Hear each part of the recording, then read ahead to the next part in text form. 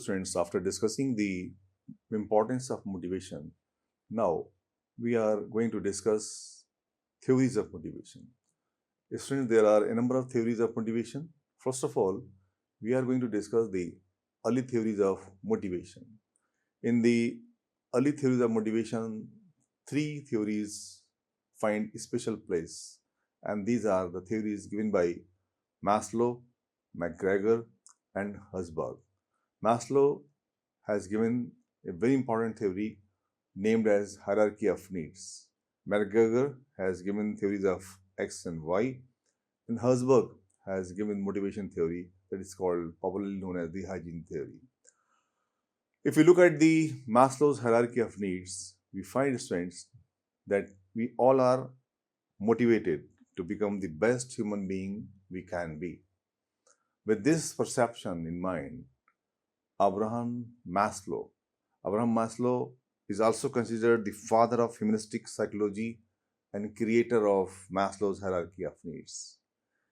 In the year 1950, Abraham Maslow described 5 categories of human needs that motivate us to behave in ways that help us fulfill those needs. What these needs are, it's a very important point, students, because the pyramid I will show you will tell you that it is not what generally appears should have been the hierarchy of needs.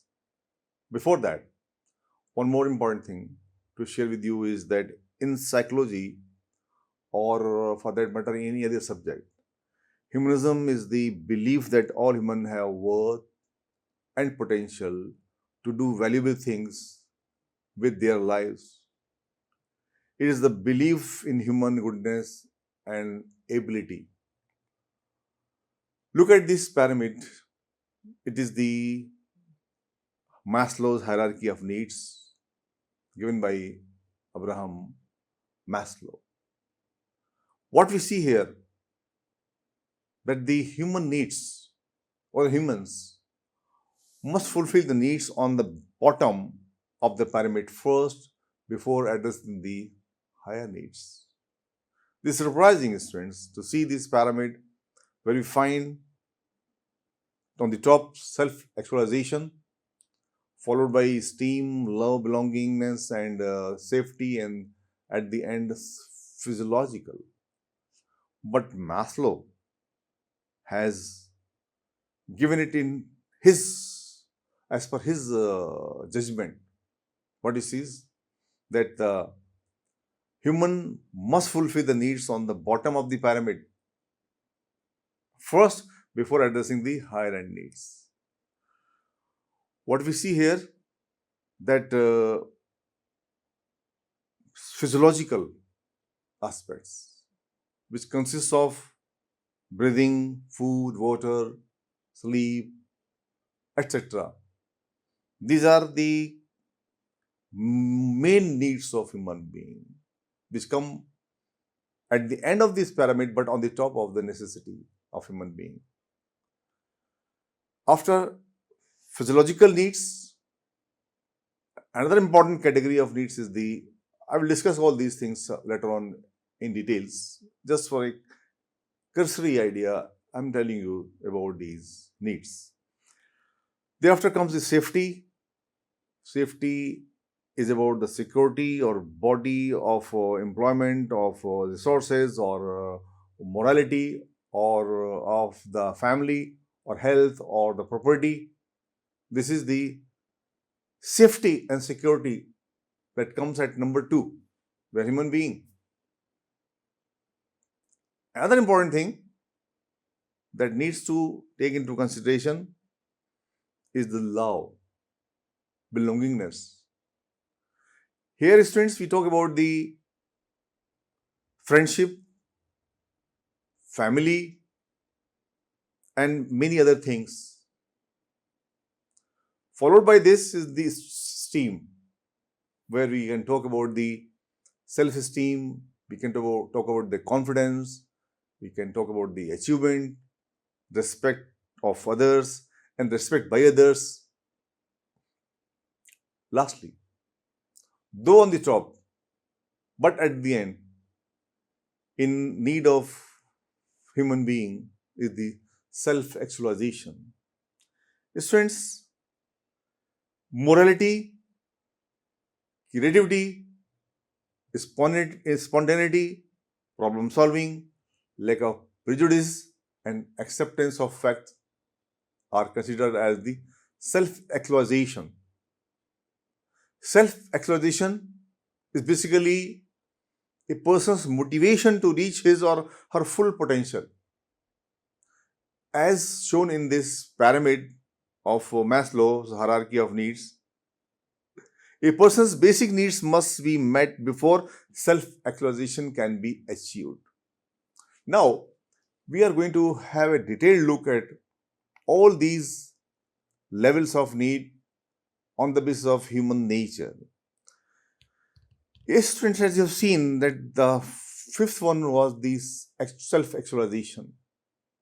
Here, needs which come under this category consist of fulfillment of goals and dreams. Here we can talk about the self-fulfillment, we can talk about the realizing inner potential and putting experience to the purpose. Here, two things are very important to take into consideration. These are the creativity and spontaneity. Self-starter and dedicated, enjoying team of people with the acceptance of facts. Fourth number is given to the self-esteem, where we talk about the self-respect and acceptance. We all are human beings and we need for reputation. Our need for reputation, prestige, significance, recognition in society is important. But it comes at number 4 in order of needs of human being. Here we think about the display of talents and skills. We also talk about the self-confidence and other appreciative attention. We also appreciate attention here. At level 3, students, there is love and belonging. It is about the communication and response. We need to belong and love as us to be loved. And there is a desire for affection and gratitude. What we look for here is the motivation, and the behavior at this point is the acknowledgement. Here we think about joining and to be active in clubs and socialization, which means that we are human beings. We need care and concern also. Students, at level 2 is the safety and security. I can say, in other words, that health and security. We are human beings, we need security of body. We need security of employment, resources, morality, and of course, family. The survival skill for this is the work, improvement in skills and talents, and also one has to be responsible. Students, level number 1 is given to these physiological needs, where we talk about the physical safety. We talk here about the breathing, water, food, sleep, and a number of other requirements of human being, which are on the top of all. Here, the basic survival skills required are that one has to keep himself healthy, hunger-free, clothed and sheltered. Now, I will take up these needs one by one. First of all, students, physiological needs. As mentioned earlier, before a human being can worry about finding romance, he or she must be starving. Motivation is related to our priorities, and our priorities are very important. Our most primitive need are our first priorities. You know what is the first priority? Oxygen, water, food, sleep, basic health needs like going to bathroom. It means that these are considered on the top. We will not be able to survive without the fulfillment of the physiological needs. Others, of course, are there. But the day we will not be able to breathe, we will depart from this world. Safety needs or security needs come at number 4. What we find here, as per Maslow, who argues that people need a safe, secure environment in order to function effectively. Students, after basic instinctual needs, what is required is the shelter, financial security to provide for a person and for his family. Knowledge that the money and the things you need to survive are protected. Also, job security. Love and belonging needs are at number 3. Maslow argues that people often fail to meet their love and belonging needs if they have not yet met all of the basic needs first. Students, what we look forward, what we strive for is the loving family. We need friends. We also, being a human being, we need romantic relationships. The need to both give and receive love. A feeling of belongingness with other people. This is something very important when it comes to the motivation of human being. Students, confidence, recognition, accomplishment, earned respect, where we find the words thank you, respect, good job kind of things, is important, which is considered as the esteem needs of human being. Esteem means respect and admiration. Maslow argues that one of the higher needs we seek to fulfill is the need for others to recognize our worth. How we are noticed by others, how others take us, is our self-esteem. Lastly, students, though on the top, but from Maslow's point of view, at number 5. This is a state of fulfillment in which people achieve their highest potential, each in his own unique way. I want to tell you here one thing, that self-actualization provides a feeling of being at ease. It provides a feeling of being at ease with yourself, and the satisfaction of knowing your talents are being used to the fullest. We talk here about the mastery of skills, understanding of the world, and deep understanding of who you are and what you believe. Students, what we notice from this all, that if you plan on being anything less than you are capable of being, you are probably be unhappy all the days of your life. It is also said by Abraham Maslow. Let us have a look at the final thoughts of Maslow, students. Needs, as you have seen in this discussion, were categorized as 5 levels of lower to higher order needs. Individuals must satisfy lower order needs before they can satisfy higher order needs. Satisfied needs will no longer motivate individuals, and motivating a person depends on knowing at what level that person is on the hierarchy. Students, The hierarchy of needs, which you have seen, if you look at the lower order and if you look at the higher order, if you look at the external side, what do you find? You find physiological and safety are the lower order needs, which are considered as the external needs.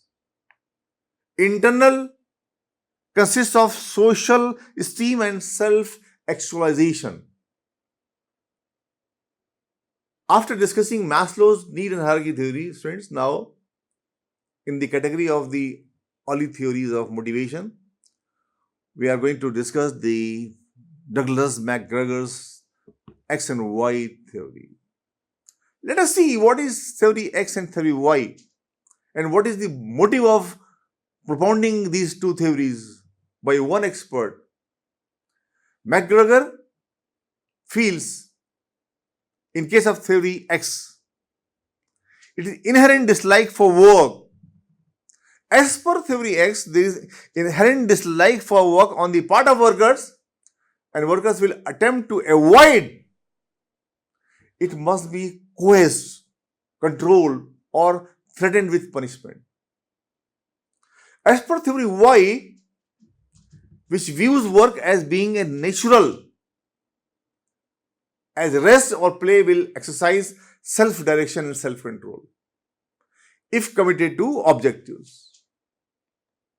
Students, a further explanation of McGregor's theory X and theory Y brings some more clarity in the concept of theory X and theory Y. Workers, from the worker side, I want work. I would not want. I would not work. It is as per theory X, which presumes that the workers have little ambition. They dislike work. They avoid responsibility. They are lazy and require close supervision. This is as per theory X given by McGregor. As per theory X and as per theory Y, we find things totally different. As per theory Y, we find that this theory assumes that the employees are creative, they enjoy work, they seek responsibility, and can exercise self-direction. Friends, here the philosophy is hurry up work. Motivation here is maximized by participative decision making and also interesting jobs and good group relations, which is developed during the course of work in the organization. Students, in the category of the early theories of motivation, a very important theory has been propounded by Herzberg. Herzberg's two-factor theory. Let us look at Herzberg's two-factor theory, which says that the motivation theory, that intrinsic motivators factors are related to a job satisfaction and motivation. According to this theory, intrinsic factors are related to job satisfaction and motivation. Intrinsic factors, we already discussed in our previous sessions. Whereas extrinsic, namely the hygiene factors are associated with job dissatisfaction. See, satisfaction and dissatisfaction. Very thin line of difference between these two. Like conflict and cooperation go hand in hand. Here also, there is a close relationship. Let us further look at the Herzberg's two-factor theory. Herzberg's two-factor theory has two factors. One is the hygiene factors, another one is the motivators. In case of hygiene factors, we find that these are extrinsic. These are environmental. These are environmental factors that eliminate job dissatisfaction, but do not motivate. In case of motivators, we find that there is intrinsic, which you call as psychological factors that can create job satisfaction and motivation in the working population. Students, Herzberg's motivation theory, if you look at this slide, you find is showing something absolutely different than what we are normally thinking about. You find here motivators on the one side, hygiene factors on the other side. In the category of motivators, you find achievement, recognition, work itself, responsibility, advancement, and growth. In case of hygiene factors, students, supervision, company policy, relationship with supervisors, working conditions, salary, relationship with peers, personal life, relationship with subordinates, and also status, security. What do you find here? Five items. Extremely satisfied, satisfied, neutral, extremely dissatisfied or dissatisfied. Now, we go to the contrasting views of satisfaction or dissatisfaction.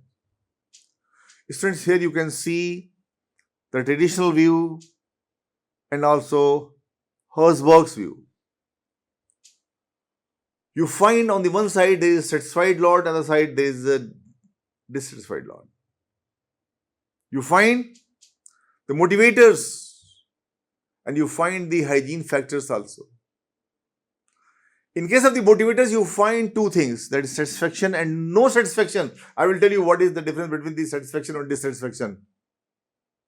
It was a traditional view which was considered as satisfied to dissatisfied.